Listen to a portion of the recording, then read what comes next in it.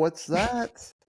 Oh, The weirdest you intro. noticed Look at though, that. this That's it. hoist at drinkhoist.com, It's that black black cherry. cherry. Love that black cherry. That black cherry Dude. is so good. It's my favorite premix flavor. I talk about this all the time. I'm a powder guy. I just love the fruit punch powder. I don't know why. It is so good. I drink another like green supplement in the morning. I'm telling you, when I'm tired, when I'm going to the gym, I like that fruit punch in anything that you're drinking, automatically better. Protein shake, better. And you're hydrated, like IV level hydration out of that What bad do you boy. I what do love you the fruit mix a punch. protein shake, huh? Like What's that? vanilla? Or like Oh, what? vanilla. Oh yeah, Okay. vanilla chocolate. Yeah. You put a little fruit punch in a chocolate. You have a little like it's almost like a ice cream treat, bro. So good. All right. Cool. Chocolate cherry. Come on, man. Chocolate fruit punch. Come on. I don't man. care. I'm just But you know, slamming it. and you know what's great about this, and I know it's got a cover on it, but look, there's no dye. None. No dye. Nope. Okay. Not up in At here. least in the pre-mix or the ready to Right. drink. Yep. There's no dye. So IV level hydration, get yourself some. You can find it at commissaries, Kroger's, HEB's, like they're all over the place. Or you can order online and you use the promo code One's Ready, get yourself a discount, get shipped straight to your house. Drinkhoist.com, One's Ready promo code. Love Next Drink Hoist. is 18 Alpha Fitness, because you like, what's the point in hydrating really if you're not going to be working out and training? So Coach Edge is he's been in the game a long time. He's a prior 18 Alpha, which is a ODA Green Beret officer, and that dude used to, like, as when he left the Army, he then started doing training at special warfare training. Well, I don't know what it was called at the time when he started, but basically special warfare training wing. He was working for them as a strength coach. He does mobility. He's got his own app, all tailored training programs. So if you're looking for, like, hey, as much as I would love you to go to onesready.com and buy a piece of merch, you can go to 18 Alpha Fitness or 18afitness.com, use the promo code the number one ready for any kind of birthday present, any kind of Christmas gift, especially because here in a couple months, basically the year is over. It's September. This year's done for. Yeah, absolutely. Yeah. Congratulations. 2024 is over, everybody. You might as well just go ahead and eat a turkey dinner and then count down to midnight, because it's done. That's how fast it's going to happen. But give your, if you're a parent or if you're a kid and you're like, dude, I want to get better, get ready for the pipeline, but regardless of what it is, put that right in front of your parents and go, like, you want to give me something that's going to help me? Check that out. Bam. Yep. And then, it's, go for it. No, I was going to say, it's not even it. Maybe you have a dad that you want to be like, hey, you need to. I'm training for this thing. You're going to train too, dude. Ooh. Kevin has programs for that. Kevin has the old man program. Kevin has the kettlebell for BJJ program. Like, any of these programs are tailored. You don't have to be going through a special operations selection, training pipeline. You can look at it and just go. If you just want to look better, if you just want to be a better 45-year-old dangerous man, Kev's got a program for you. And by the way, he is still training every day. Like, he is still rolling. He's still working out. So he's not just telling you, he's being about it as well. So if you need it, go to 18alphafitness.com. So 18afitness.com and use the code ONEREADY at checkout. Yep. And then lastly, if you're not a member yet, do us a favor, become a member. Come on, man. You can find that link. Well, I'll drop, it's in the description, right? But you'll have to do it from a laptop or a computer, because I haven't figured out, like, we've had people come on and go, like, how do I join from my phone?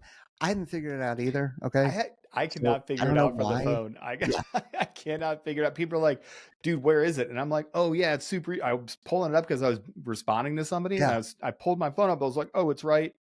And I could not find it. I was like, bro, go to the desktop. It's right below the little, it's right below the first video, right? It has members, and it'll say join over on the right-hand side. There's 3 tiers. It's awesome. It's YouTube. I guarantee that we're just doing something wrong. Like, there's a way to do it for sure, but I don't know it. So become a member. You get access to early episodes, members only episodes. And then every 6 months, if you're a tier 3, you get a piece of merch. We just piece of merch, baby. Yeah. So helps us out, provides more content to you as well. And then, we'll go from there. And then on this next episode that you're about to jump into, we have Dr. Tim Vermillion, who's a mental health and behavioral health expert. He's in the National Guard doing stuff, behavioral health things for service members, and he's got projects. He's at dr_Vermillion on X. That's where he's putting everything out. Aaron, where'd you see him first? I got introduced through him through my friend Baker. My friend Baker Levitt put the introduction out from Tim Vermillion. So that's how I made the acquaintance with him. And then we just started talking and seemed like an awesome dude through the emails. And turns out he was an awesome dude because he talks about everything from preparation, how it is that you're going to start getting your mind right to avoid some of those traumas that you know are coming down the pipeline. If you're thinking about being a first responder, or if you're thinking about getting into these career fields, you know that you're going to take on trauma, and you know you're going to take on stress. And we talk all the way from the beginning to the end of, when you start taking this trauma on, what are some warning signs to look for, and all the stuff all the way through the end through treatment. And then some of the cutting edge treatments that he was talking about too. He really got into that and stuff that he's excited about. That was really interesting as well. Yep. So really good one. Huge thanks to Dr. Vermillion for coming on. It's awesome. Absolutely. Now enjoy it. Wasting content. Peaches is really big on not wasting content. Like when you and I are just BSing in the back room, he's like, don't do any of that. Just wait, just hit record and get on the podcast. And here you are in the team room with Peaches, myself, and Dr. Tim Vermillion. Doc, what's up? Thanks for coming on. Glad to be here. Thank you for having me. And I'm looking forward to the conversation. Yeah, absolutely. We were just talking before. Hey, we were wasting content, Peaches, before you were even on, but he was recently featured on Dan Holloway's podcast over at Citizen Pod. So that was awesome. I crushed that, listening to this to prepare for today. So we're going to get into all things mental preparation, and then most importantly, some tools that we can use to actually help you guys manage your stress, manage your overall affect.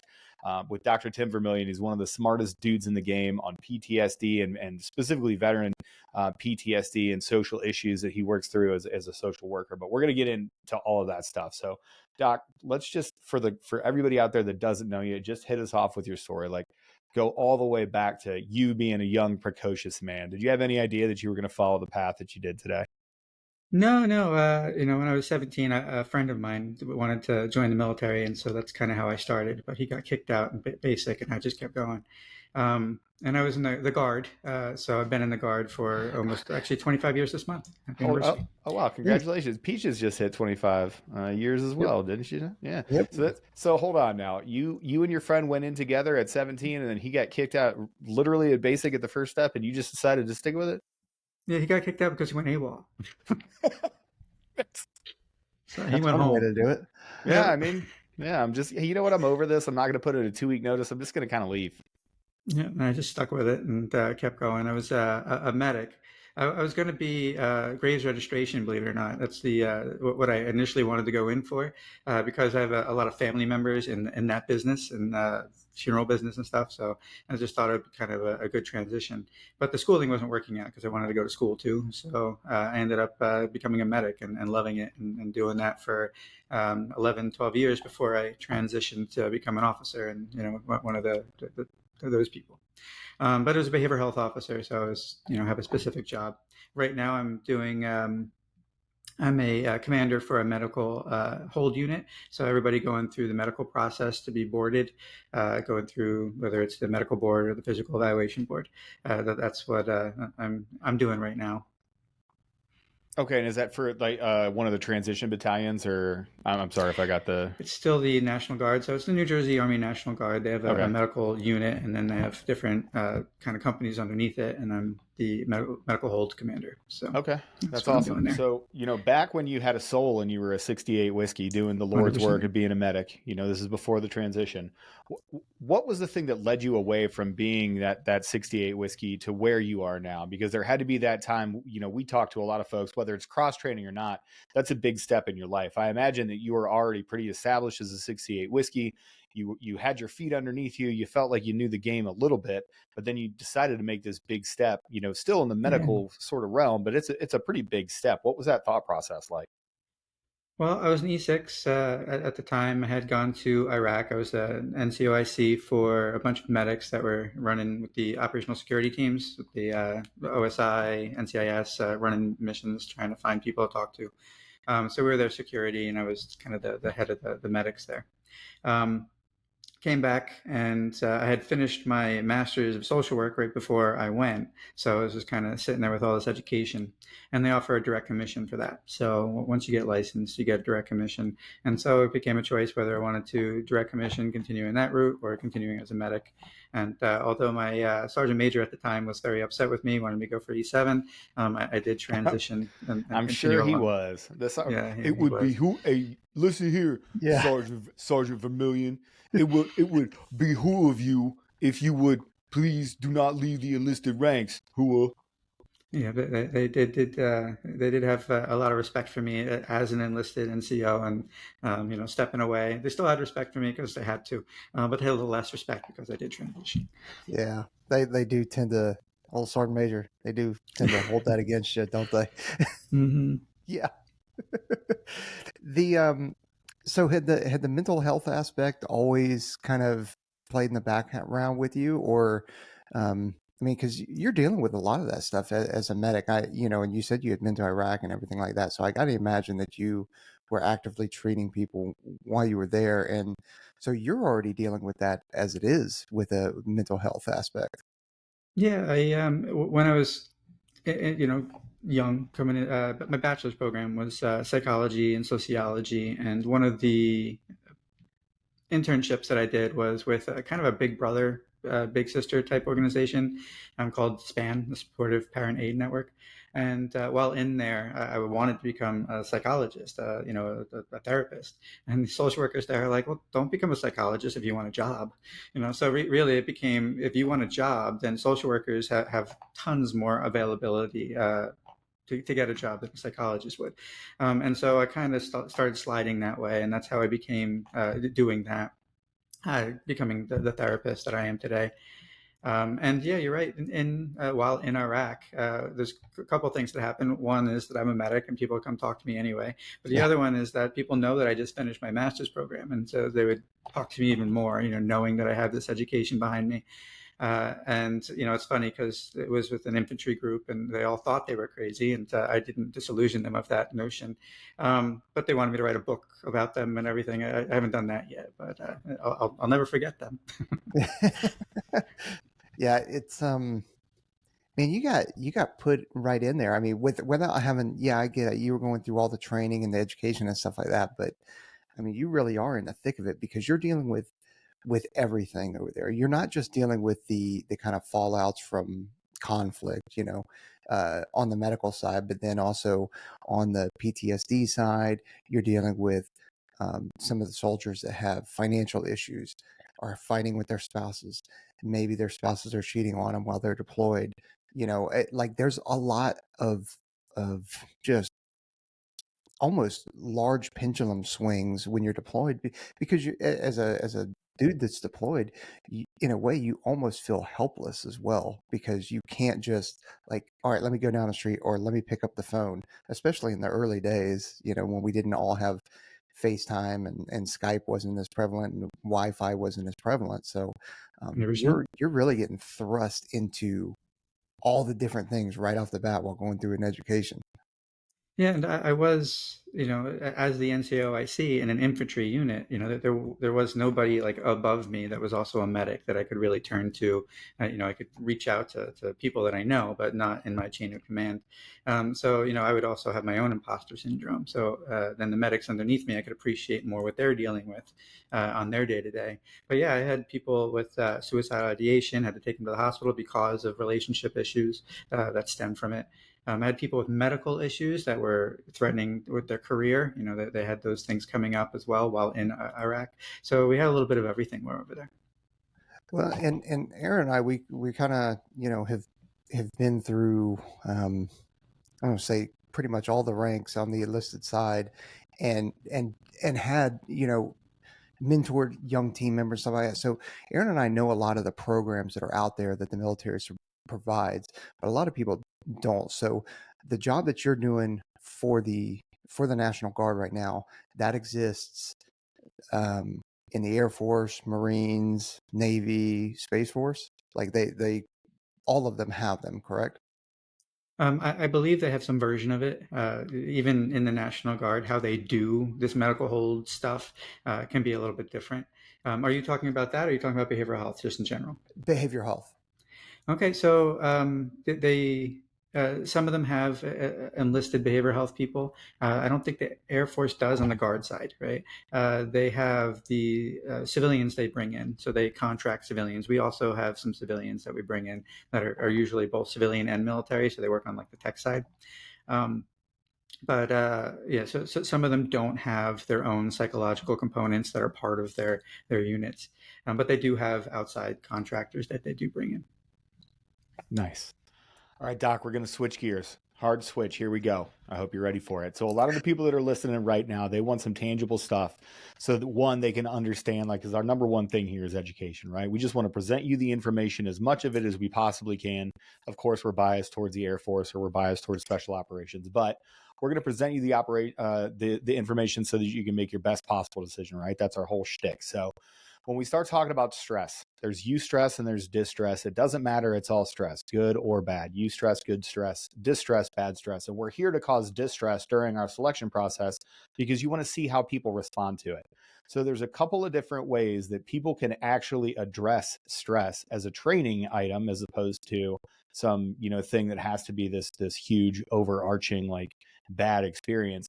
They can add stress to their daily training in order to develop tools to fix stuff out. Now, we're going to talk about breath work, and we're going to talk about cortisol and how it is to manage all this stuff in the beginning. But can you just, from a bare bones, you're talking to a high school senior and you're going to explain the body, how it responds to stress, and then the natural outgrowth of the problems that you've seen from that mismanagement of stress? All right, yeah. So again, as you said, stress happens to everybody. It just gets in the way when it overwhelms your ability to function, right? If we're going to talk mental health stuff, a disorder isn't a disorder until your functioning is disordered, right? So you just have PTSD or something like that until it starts affecting your life in some way. So a little bit of stress helps you be motivated and get through things, and that's important to have in order to function and do what you need to do to get where you want to go. As far as when it becomes overwhelming, right? That's when our stress hormones, our cortisol, those types of things get in the way, and it makes it so your fight or flight kicks in, and you get stuck in it. A lot of people that have PTSD, but not even just with PTSD, people have gone through basic training, can have high levels of stress. You're taught at the very beginning to keep your head on a swivel. That doesn't necessarily need to come from being deployed somewhere, right? I remember when I was in basic training and stepped in a little tiny hole with sticks in it, and my drill sergeant telling me that I just killed my entire unit. And you know how they talk, they didn't talk calmly, they didn't speak calmly about that. They were yelling at me and stuff like that. And so now that's still sticking in my head. So these types of things, this training, it gets you from the very beginning. And just like kind of we're talking about selection process, there's a reason for that, right? So we have to be able to deal with that and still function and still not be overwhelmed to the point that we become stuck. We fight, flight, freeze, or fawn, right? And we don't want to freeze, and we don't want to fawn. We want to fight and hopefully not flee too much, but move out of the way of incoming rounds.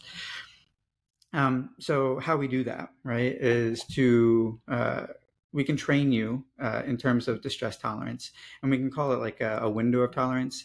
Below this window of tolerance, things aren't bothering you too much. The stress isn't that bad. So your brain doesn't have to learn anything, right?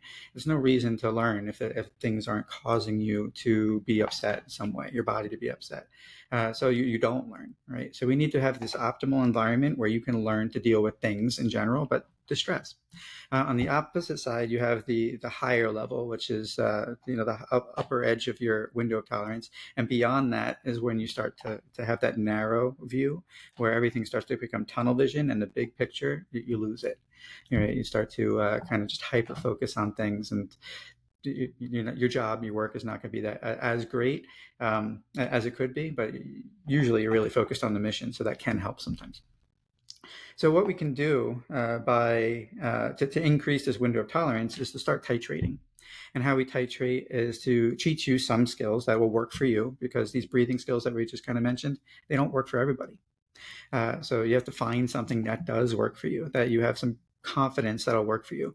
And then you slowly introduce the breathing skill and distress. So you can do it virtually, in your mind first, right? So you can think about things that are a minor distress on a scale from 0 to 10, something like a 1 or a 2, very, very minor. Forgot my keys. Somebody didn't take out the garbage. Very low. And just sit there and notice what happens to you. Notice what happens in your body when this low level of distress comes up. Notice what happens in your mind, the thoughts that are coming up, right? And then you switch over to your breathing exercise or whatever the calming exercise that you have to get your parasympathetic nervous system working. Your parasympathetic nervous system being the opposite of your fight or flight response. That's the one that brings your body back into homeostasis, allows you to digest, allows you your smooth muscles to relax, and allows your blood to start flowing normally again. So we got to train that piece into our daily routine in order to increase our window of tolerance. And then gradually over time, you can increase your distress level and then continue to do your breathing exercise so that you have further and further experience dealing with distress and having that knowledge that even though I am distressed, I can bring my body down to homeostasis or as close as we can to get to it. Right. So that's the first part. Okay. Yeah. And just to hone in on that last part there, and it's, you need to come back to homeostasis because that deregulation is always the problem, right? Like having those cortisol levels that are too high, like never being able to come back down. We've seen that manifest, recently, or at least in the last couple of years, and, something they're calling operator syndrome, right? So it's a mix of a whole bunch of, stuff from toxic exposure and TBI and blast injuries. But, this is as a part of it too, is, constantly going up. We talk about it, all the time. Peaches and I joke about, going out for a free fall jump on a Tuesday, and then like in the afternoon, you're writing EPRs. Like you're expected and by the way, you're expected to perform the exact same in both of those scenarios, like calm, professional, get your stuff done and go home and whatever. So that's always a problem. What are some tools that people can use? Like we talked about, hey, we're going to start adding this stress, or you're going to think about a stressful thing and, injecting those breathing exercises or whatever. What's some of the most basic, even if people are just visualizing, what are some of the most basic tools that they can use to kind of interrupt that stress process to bring them back to a homeostatic level or close to it? Mm-hmm. And you can download like apps from the VA, like the PTSD coach. You don't need PTSD to have the PTSD coach. It's free from them. And they have a bunch of different tools in there. There's two that I usually push. One is deep breathing, and it's about 4 to 6 minutes long. And you sit there and you just listen to this voice tell you how to breathe. Once you get used to that and understand it, you don't need the voice anymore. You can do it on your own. But these are things that you can do in order to kind of get that first step going. The other one that I like is muscle relaxation, which is known as progressive muscle relaxation outside of that app. It's still breathing, but now you're tensing your muscle groups and then relaxing them. What's good about that one is when you start to learn your body a little bit more and notice that tension, because it's part of the process, notice that tension, you're going to be able to catch that while it's happening when you're being stressed, right? So wherever that situation is, and you can have that presence of mind to then say, okay, let me take a deep breath. Let me, do the process, basically tense that muscle area and then relax it and keep doing it until it kind of goes away. So you can get out in front of your body's slow march to distress in this situation, in this case. So those are like the two main ones that we would start out with. And then we could have some guided imagery things and whatnot, square breathing and all these other things that people are taught. The progressive muscle relaxation one, if I remember correctly, is something the Marines are taught very often, riflemen, in order to help regulate their breathing as far as shooting downrange. Okay. So along with the breath work, which I think, there's nothing new. Like we have, everybody's talking about it now, which is great because everybody's kind of recognized that it's an important way to deregulation. I mean, we even had, he was an older special tactics officer. I mean, I'm talking like before our time kind of thing. And he had mentioned, he's like, you know what? Sometimes you just things get overwhelming and stressed, and you just take 5 deep breaths, and you get back into it. And you're like, okay, well, you guys at least recognized it then at that point. But so along with the breath work, like how does this kind of stress tolerance and everything, how does working out and training, as in just physical activity, different from training at the range and stuff like that, but just physical activity, crushing yourself in the gym, like how does that play into all of this, or is it just a small piece of it? Well, hopefully you're doing it because it's really good for you for a couple of different reasons. One, when we're talking about the stress, is that it teaches your body reacts the same way when you are stressed than when you're working out, right? So your body is doing the same thing. It doesn't have that many ways of functioning.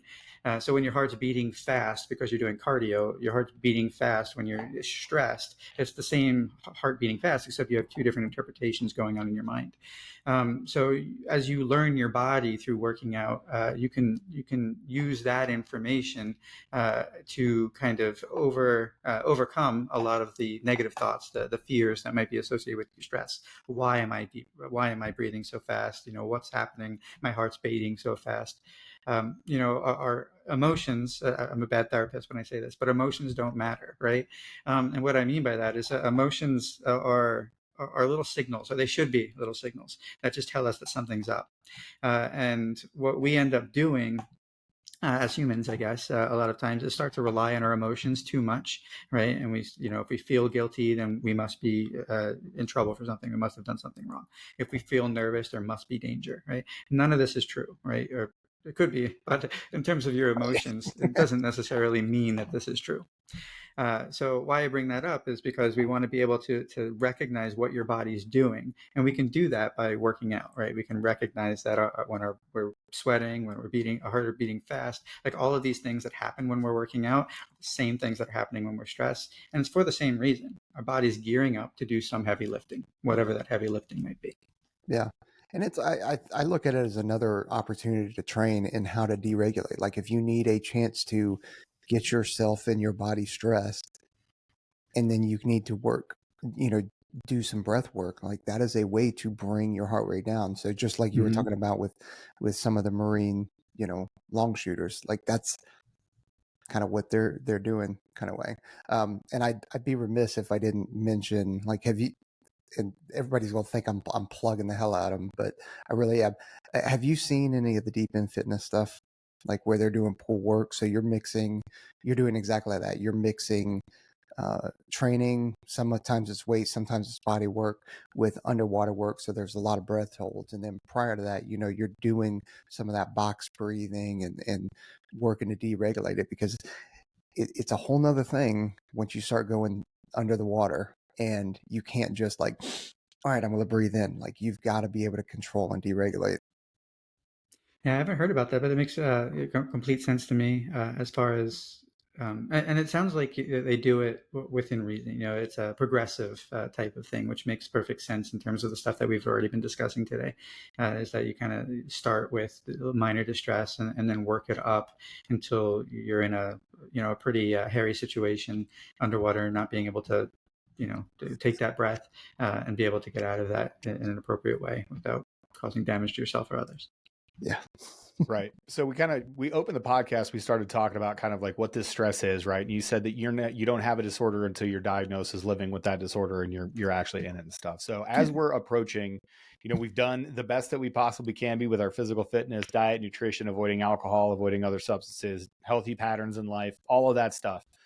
However, we're taking on trauma just as adults do as we go through here. What are some early warning signs that you're starting to not deal well with these emotions, or you're starting to deal with trauma in ways that can become unhealthy? The same problem happens all the time, right? So it's like a funnel, right? So how to kind of best explain this? One of the things that happens to people is that they start to see the same thing happening to them in multiple different situations. People usually have a handful of issues that they're stuck on, whether it's I'm worthless, whether it's I can't do this, it's my fault, I'm unlovable, whatever these thoughts are, they're at the core.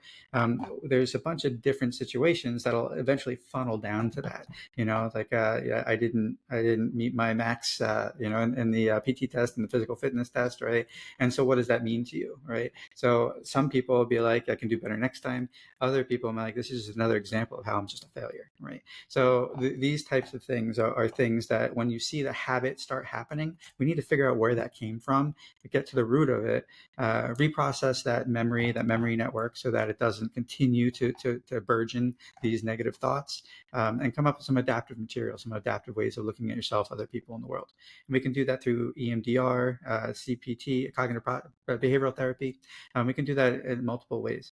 The reason why I bring that up is because we have on the Army Guard side, anyway, on the Army side, we have master resiliency training now, which brings in the cognitive behavioral component in order to help people learn how to think through some of these things, recognize their habits, where they're stuck, and try to overcome them and find these alternative ways of thinking. So we got the breath work, and now we have the mind work in order to kind of get people going in the right direction.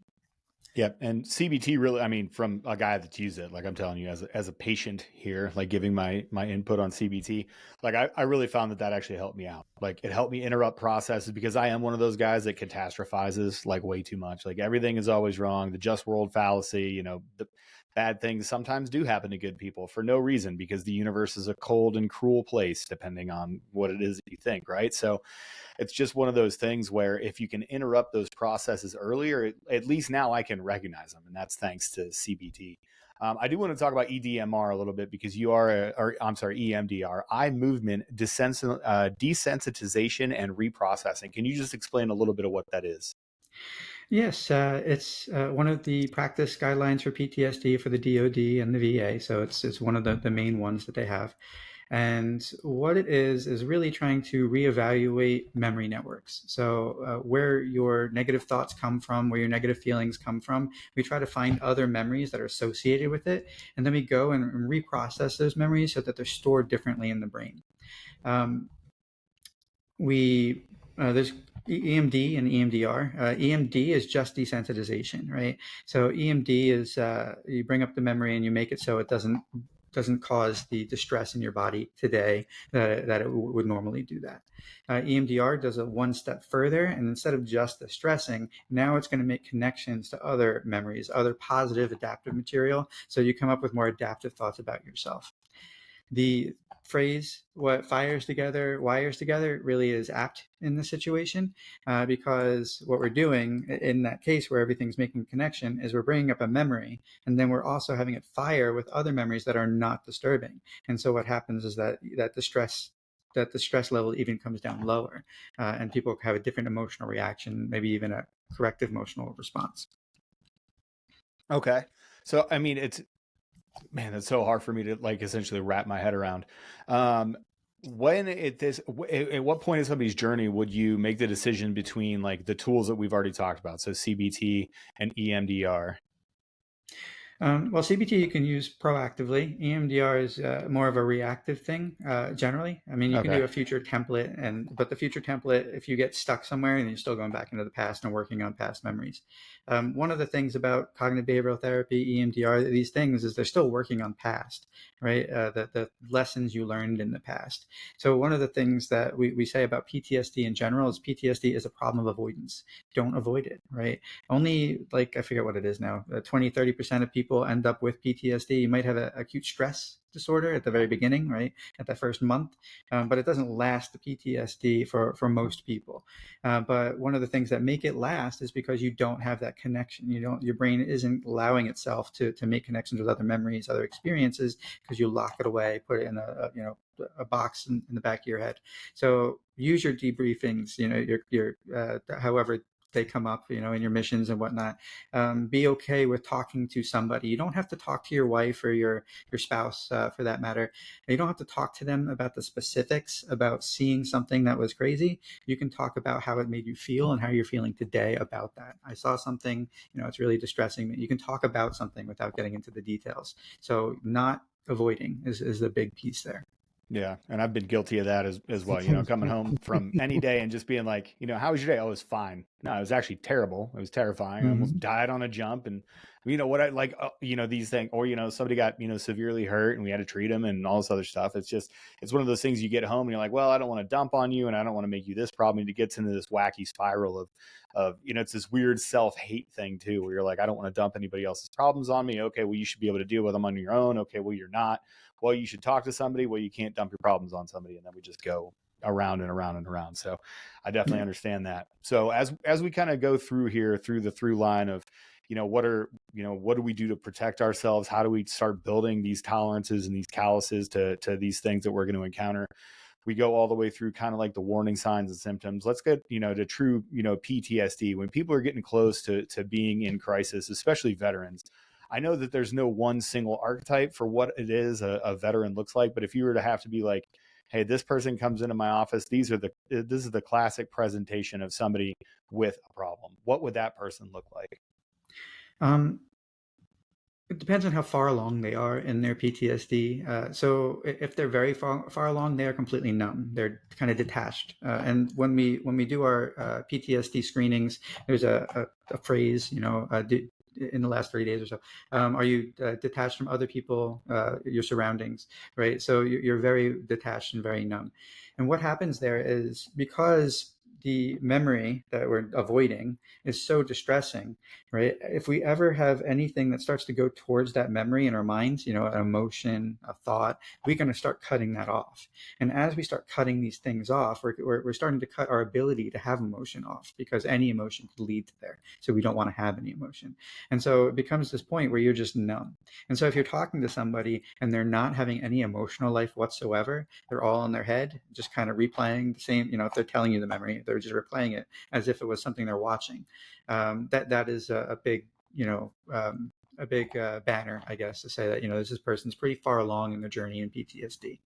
Otherwise, as you start to get before you get there, they're going to kind of have some issues in terms of being more triggered. So those people are pretty good, are pretty protected, pretty numb. And these other people that haven't gotten to that level yet, they're going to be triggered much easier. They're going to have difficulties with their relationships that involve some type of conflict, right? It's not just they're numb and they don't talk and they isolate. Now, if there's more conflict because they're being triggered. And what happens in theory when you're triggered is that the same thoughts, emotions, and physical sensations that were stored back there are all of a sudden exploding forth, and you're almost reacting the same way that you were when that issue happened. So, somebody leaving the keys on the counter when they should be on the hook is about life or death now. It's not, it's silly, but that's where the brain goes, right? It's like, that triggered me because things should be in their place, because if they're not in their place, then you're not prepared when you need to be, and people will die, right? So it's kind of a weird situation. So you have the totally numb people, you have the triggered people, and then we have the people that aren't there yet, right? When something just happened, we have some ability to get, there's kind of a acute stress disorder. That's when things are kind of confusing. They're still thinking about it in the present.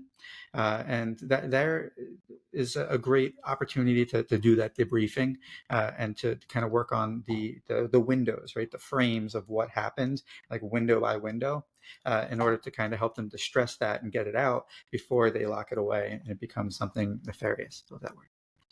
I do love saying nefarious. It's like, somehow working skullduggery into a conversation. You're like, it's a great word to throw in there. So talking about the window, and we kind of talked again, the through line of this episode is like from soup to nuts, from the beginning to the end here. So once the window is made smaller, like once your window of stress tolerance is kind of like made smaller. I've had some people liken trauma to filling a glass up, right? Like there's only so much you can fill in the glass before it starts to overflow, right? Whatever analogy you want to use. Is there a way to make my cup bigger? Is there a way to expand that window after the trauma has already happened? Like for these people that present with this classic PTS and really close to PTSD sort of thing, what way forward do they have? Because we've talked about the treatments that we use and we talk about all this other stuff, but when we talk about people that are, no kidding, in crisis and looking for a way forward to find something better, like you see that every day in the transition, space that you're working in now. So like, what is the way forward for folks in that area to kind of like, okay, yeah, I can make my tolerance a little bit better, or these are the things that I can focus on going forward? Yeah, it would roll back to titrating, right? Going in and out of that window with exercises that you can do. So we talked about that a little bit earlier with the breathing exercise, and allow yourself to be distressed and then go back into the breathing exercise back and forth. Some other aspects of that are if you're going to do in vivo, right? If you're going to do something that is going to be stressful, maybe it is an activity that you're going to be doing as part of an assessment process or something like that. Write out like what you expect to happen, right? Write out the fears and everything that you expect to happen. And then when you go through it, and do whatever breathing exercises you need to do to get through it, when you come back, write out what happened and how it was really for you, because the idea before you go in is usually much scarier. The catastrophizing, as you mentioned earlier, is much scarier than the actual event. And as you do this, your brain's going to start recognizing that thought, right? It's not going to be as bad as I thought it's going to be. So by doing that exercise of writing something out, going through it, and then recognizing that it wasn't the catastrophe that expected it to be, that's another thing that you can do. But the breathing exercises, writing stuff out, those two things are really huge. And what if you're a family member or a friend or a teammate and you're not, like, say I'm not experiencing it, right? Or maybe it's not that I'm not experiencing it, but I see in Aaron, I'm like, I can see him going down a path, or I can see that, his stress levels are always high, or his anxiety is always high, or, pick any of the things. But he's also not either recognizing it or not willing to help himself. Like, what can I do to then help that person? And I realize that, you can only lead a horse to water, but if they don't realize that they're thirsty, like, hey, how do I do that? And this is from a real world scenario too, by the way. This is Peaches in the group chat just shames me. So he's not asking for advice. He already has his way forward, and it's just shit. Be like, hey, you fat POS, did you go to the gym today? Did you quit crying yet? Hey, did you edit those YouTubes yet, Aaron? You POS? I don't care if you're having a bad, oh, I'm in crisis. Shut up. Sorry. That's take a breath, have a glass of water, and get to work. Yeah. Take a knee face out, pull some security for a second. Exactly. Walk it off. Motion. So the how do we do that? So just as a the overall thing, just to remind you or let you know if you didn't know, the VA does have a caregiver support program where you can kind of call in and get support, where they get groups and everything else to kind of help do that. And there's also coaching into care, which is also something that they do. And that's just kind of put that out there, that it's not just you don't have to do this alone, in other words. So other than that, you don't want to be confrontational, right? You don't want to be like, you should be doing this, X, Y, Z. You need to be as active listening, I guess, is the word to work on, right? You don't want to be confrontational in any way. So you have to ask what's going on and kind of, have them, elicit from them the issues that are coming out without them getting defensive. As soon as somebody gets defensive, as soon as you say something to somebody that is more directive, now you're taking a role. Right. And what role is that? Who do they see you as? Are you their father? Are you their, gunny sergeant, whatever it might be? So you don't want to do that. You don't want to be that person. So you have to be very, active listening, what's going on? Just tell me, some of the things that you've been thinking about. What have you tried in terms of, dealing with some of these things? And what are the things that, you might want to be open to? There's an arc, I guess, or a way of doing things. It's kind of like a harm reduction model, where you want people to take that first step. So don't be like, you need therapy. You should be on meds. When I say, right? hey, relax, that doesn't work.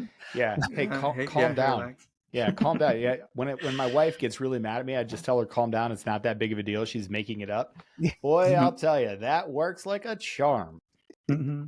So what I'll usually do, I have to deal, I work remotely mostly now, but in the hospital system, in the VA system, when people are irate and, PTSD fueled, one of the first things that I do is I don't consider them threats when they're upset and yelling. I sit down, right? So, people are in the waiting room, and I'll sit down, I'll bring them to a lower level, right? Because I want them to have the power so that they don't feel at all upset, or, that I'm going to be confrontational. So I'll sit down and just start talking to them about what they're experiencing in those moments. But the harm reduction piece is trying to get them to take that first step. What would that first step be? Right. Well, listen, you have the crisis line. You don't have to really talk to them about anything. It doesn't, get recorded anywhere. If you're not in the VA, you don't have to tell them anything. So you can, just call them and talk to them if you want, right? So that might be the first step. And the crisis line will probably say, well, maybe you should try some therapy or something like that as well. But that'll be the next step. So it's taking one step at a time and try to figure out what the smallest step that they're willing to take is, and kind of reinforce that and promote that. And piling onto that a little bit, like, how much do substances play into this, or um, I want to say inhibit probably the process? Yeah, it depends on what substance we're talking about. Alcohol is really not that great. It increases your depression. It's an overall depressant, so it increases depression. It'll numb you out for a little bit, but then the same problems are there when you wake up the next day. Also, if you're using it to get to sleep, it's kind of it's not great because it metabolizes into an activating component, and so you don't get quality sleep. Help you knock out, but now you're not getting the deep sleep and the REM sleep, all that stuff that you would want from a good night's sleep. You're not getting that. So alcohol isn't that really that helpful in terms of dealing with any of that stuff. But you have all sorts of other drugs that people are doing, from opiates, heroin, if you go that way, and then stimulants. But right now, marijuana is huge because it's legal in most places, and people use it a lot for all different reasons, whether it's for anxiety or for pain or for diet. They're not eating. So there's a lot of stuff that people use. I would always try to get people to come off of things over time, even medication if it's appropriate, right? So there's 3 reasons why people would take medication. One is because they need it, because otherwise you'll see people come to the walls, they hear voices, that type of, you need it to function. The other type is that they're so upset, overwhelmed, distressed that they can't sit with you and do therapy in order to learn better ways of behaving. So they take the medication to come down so that they can be in the room with you. And the third is maybe they've been through therapy and got all the skills they need. Maybe they're able to function at work. Everything is fantastic. They have no problem. However, their life sucks. They're just unhappy. So there are people who have endogenous depression, right? People have anxiety because their genetics made them that way.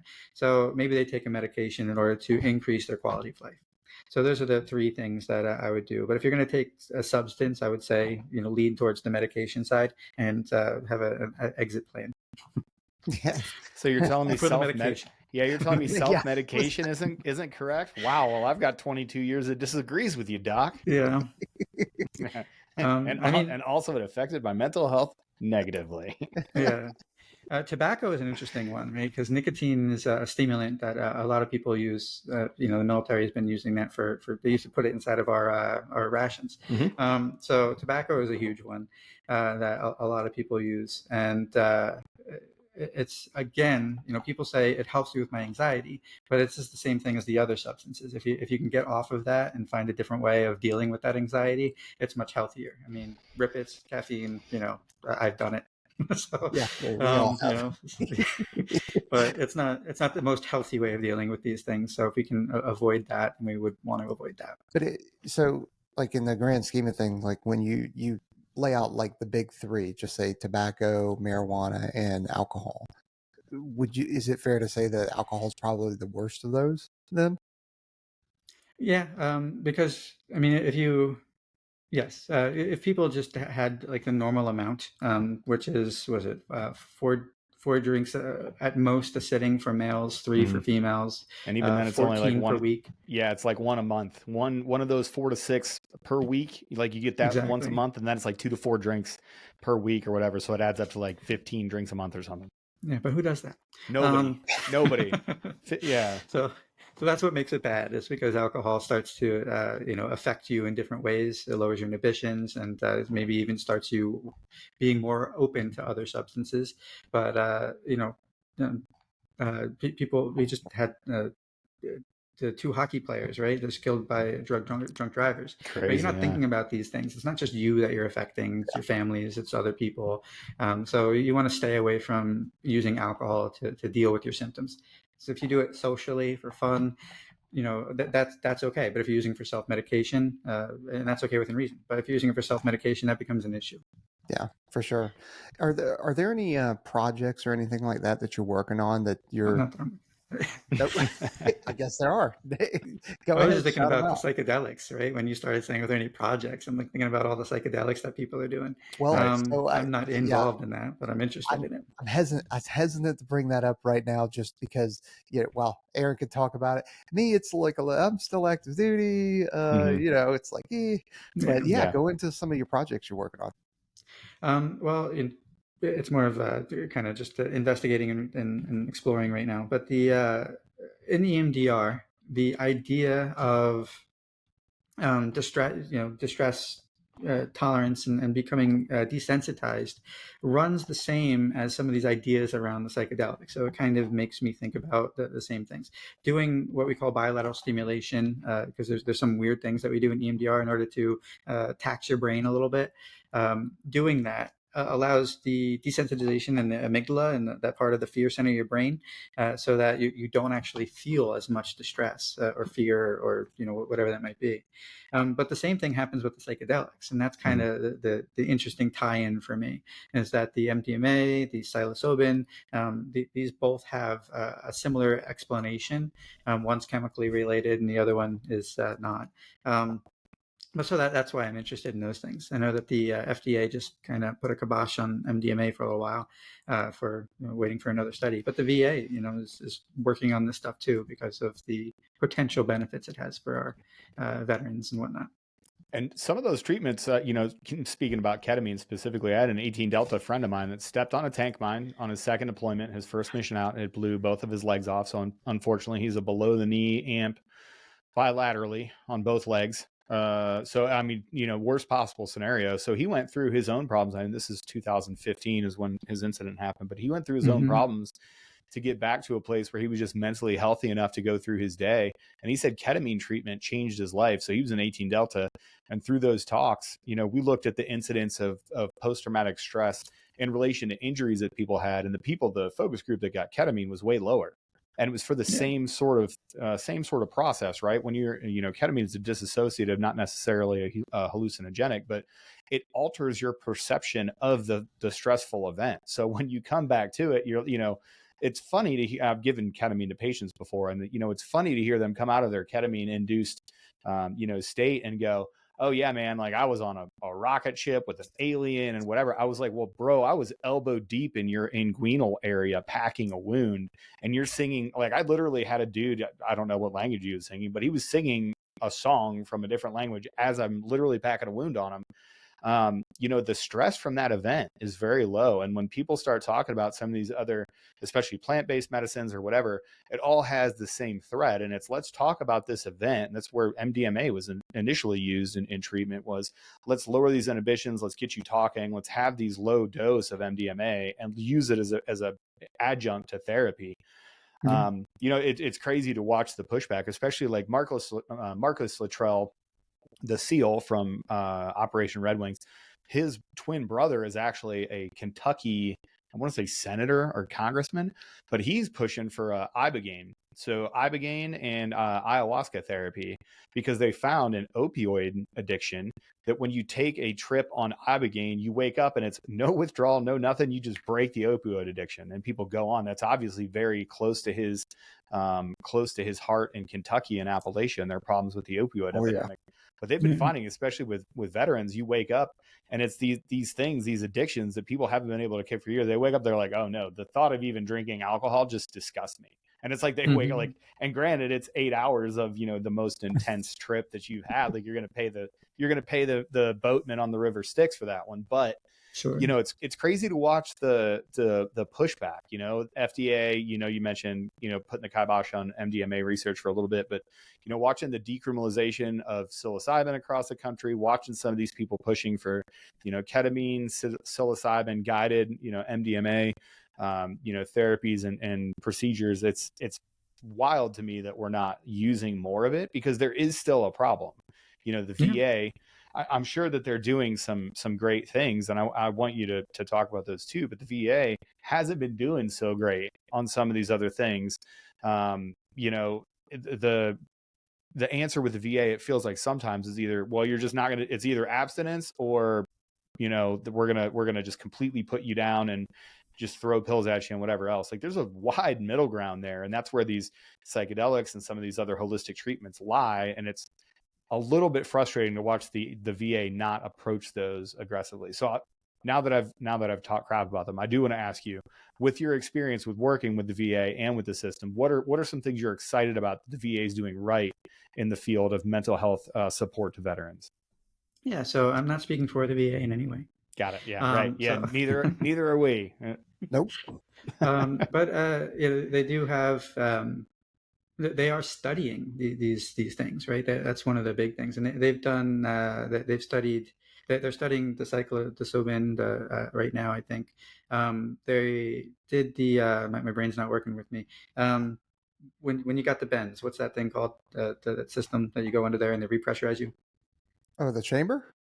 The chamber, Sorry, that whole system. the hyperbaric chamber. Yeah, they have I couldn't hyperbaric get, therapy. you know, it's that's where I started my career, was in hyperbarics. I was an aerospace physiologist. I just couldn't come off mute fast enough. My dumb finger wouldn't work. Yeah, hyperbaric chamber. Yeah, so they're willing to try things. They have TMS, right? Transmagnetic stimulation. So they're willing to try things that are out there.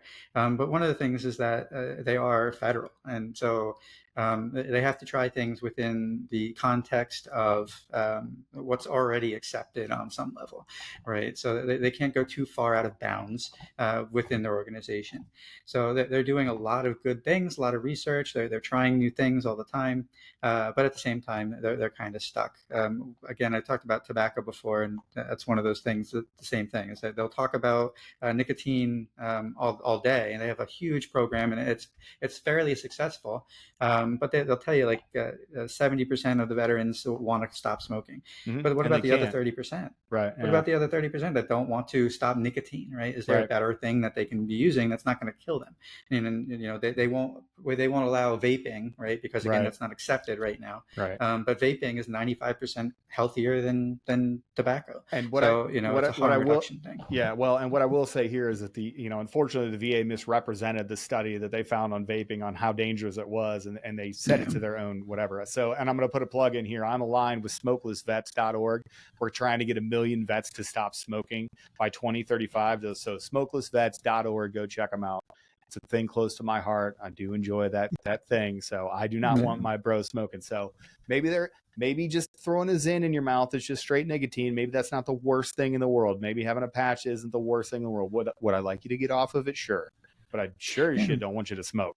Anyway, sorry. Nicotine is, they even say it. If you go download the VA's smoking cessation program, their little pamphlet book, is like nicotine is not bad for your body per se. No. It's the everything else that's attached to it. Right. That's what's going to get you sick. Yep. Dude, I've seen so many lippers get put in. Just big old chai, man. I mean, especially with the pouches now. The Zin. Dudes are like massive, just multiple ones in. I'm like, dude, I wouldn't be able to walk. Mm-mm. I'd be gone. Nope. As a dude that doesn't do any, I don't do any alcohol, I don't do any tobacco or anything like that. Like anything just flattens me. Mm-hmm. Well, what's we do want to get into your socials and plugs, all that kind of stuff. I do want to ask you one more question though, and I definitely don't want to put you in a hot seat, so take it or leave it. But what is the military doing right, and what is the military doing wrong in terms of all of this PTSD kind of thing? And sure, you can wrap the VA into it if you want, but just trying to get your perspective on it. Yeah. So again, the resiliency training that was a couple of years ago, right, when they started that, and they would come in and they take you in kind of units and make it a class thing. So that gave people some idea, some introduction to this cognitive behavioral model and a different way of thinking about things. More recently, they started, and this hasn't hit me yet, it's a pilot program. They started just taking like the junior NCOs out and doing some pretty high-speed suicide training, right? And the idea is that we don't want them to come back and do a class anymore, right? We want them to come back and have conversations with their battle buddies, the people that are around them. So instead of it being directive and nobody's listening in these classes anyway, right? Now it's going to be something where somebody is being trained to have conversations about suicide with the people that are around them. So I think that's an awesome step, and I'm really interested in seeing how that pilot program goes. So that's huge. As far as the PTSD piece goes, really, I don't know. There's not too much that goes on in terms of the National Guard and treatment because that's not what they do. The National Guard members have to go out into the community and get treated. So there's really not much that I can point at that's happening on my end in that way. But I know that there's a fear that if you have PTSD, that's the end of your career. So one of the things that I would want to push is that it's not true, right? So even if you had like 30-40% in your service connection to the VA for PTSD, it doesn't mean that you're necessarily going to be kicked out of the military. So it means if you can't be in the military, then they'll start to have that conversation with you. But you still want to come out and let people know what's happening with you. So if something does start to exacerbate, they can make those inroads with you in order to bring you into a better place. But the military is doing pretty good in terms of trying to destigmatize mental health in general. It does still catch people in a way. If you have bipolar illness, bipolar disorder, it's one of those things that you can't kind of escape from. And it's one of those things you can't be in the military with. So if that comes out, then you are probably going to be out. But otherwise, there's a lot of mental health people, depression issues, depression, anxiety, PTSD that people have. They're on meds, they're going deployments. It's all perfectly fine. So please, go and be go forth and be open about what's going on with you, so that people can support you in the ways that you need to be supported. Yeah, you're not going to automatically lose your security clearance, kind of thing. No, which was always the fear, is like, hey, because the biggest thing that we want is we want to be able to do our job. We want to be able to train. We want to be able to deploy. We want, when something happens, we want to be the ones that are called up first.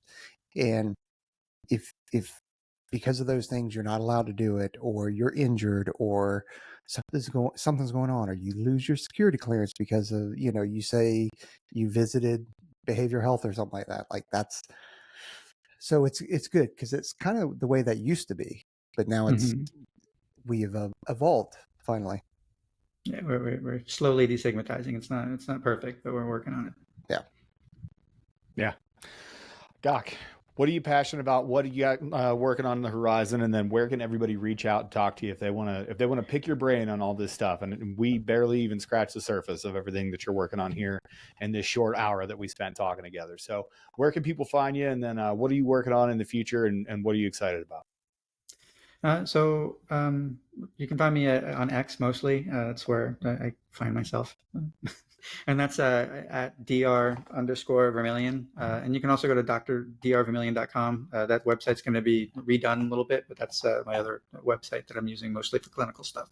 So if you want to go there, I'm going to add more stuff about the clinical aspect of things.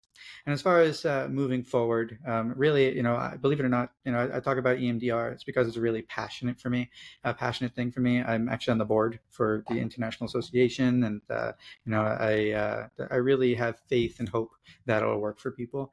And so as I move forward, helping with the research behind EMDR, because it's a weird therapy, helping with that research is something that I'm going to be focusing on and making sure that I get the word out. But it's an international therapy. It's being used all over the world.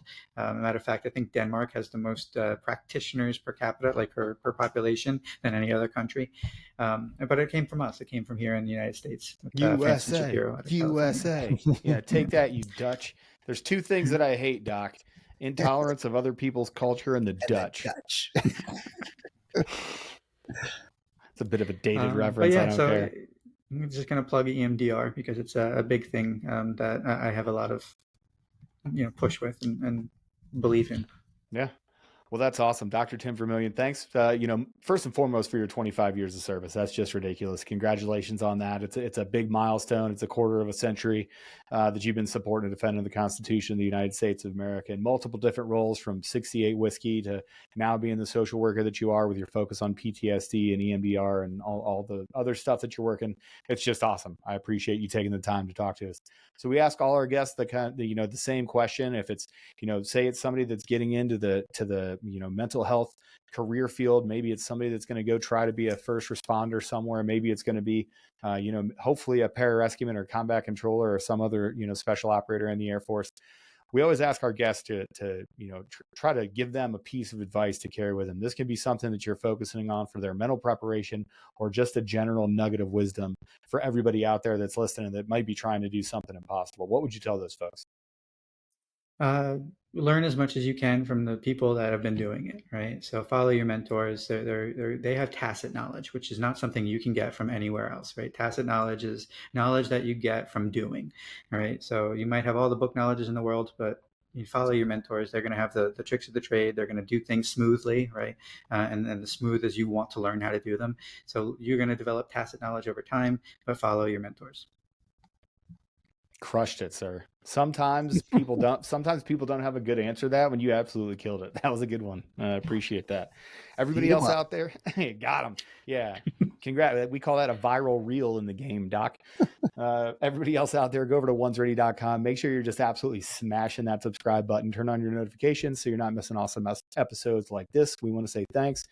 Dr. Tim Vermillion, thanks for coming out. We really appreciate everything you're doing for the veteran community and helping us prepare to make sure that the problem doesn't perpetuate in the future. Hopefully we don't solve it before you're ready to retire, because the goal is to get you out of work. So hopefully that happens in the future. Everybody else, thanks. We'll see you next time. We appreciate it. Train hard. Later.